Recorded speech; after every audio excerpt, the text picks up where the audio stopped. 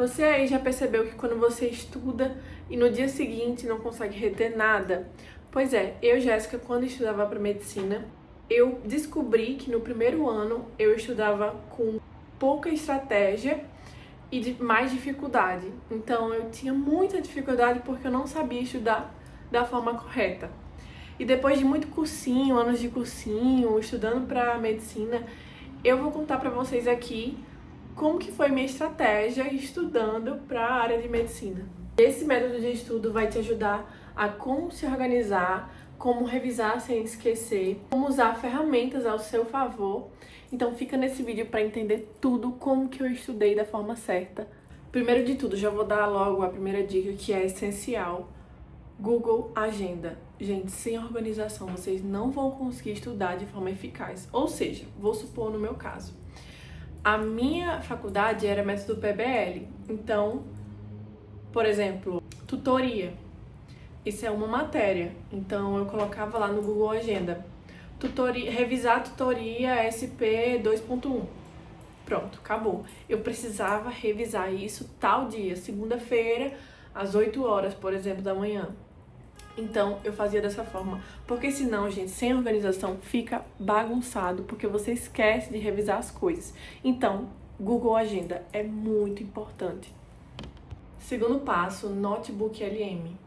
Eu já vi várias plataformas, mas a Notebook LM, ela é muito boa. Porque ela é gratuita, você coloca o seu PDF lá, de alguma matéria, de algum slide. Eu gostava muito de colocar slide. Aí ele gravava um áudio sobre aquele slide e eu ficava escutando. E depois tinha perguntas relacionadas àquele slide do professor. Então, assim, é charada, entendeu? Porque muitos professores fazem a prova muito parecida com os slides dele. Então, assim, se você for estudar, estude com base no que o professor te deu. Na minha faculdade era muito isso. Então, a gente tinha que pegar e comer mesmo os slides dos professores. O famoso aplicativo Anki. Mas espera aí, vocês já estão cansados de escutar sobre o Anki, mas como que eu vou fazer o meu Anki? Então, a minha dúvida era essa. E o que eu fazia? Eu estudava bem o conteúdo, a videoaula, e depois, com o conteúdo fresco na minha cabeça, eu ia lá e colocava no Anki o que eu entendi da aula.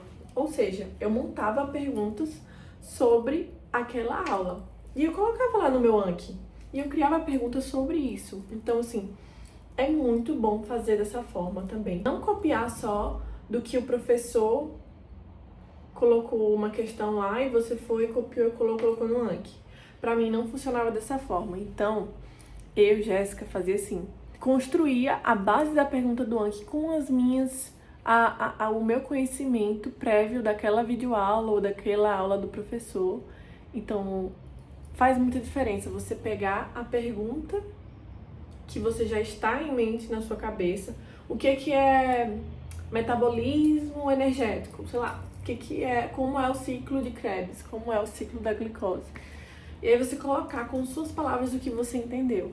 Outra coisa muito importante é falar em voz alta. Gente, quando você fala em voz alta, você fixa muito mais. Então, melhor ainda, quando você conta para uma criança ou uma pessoa inexperiente.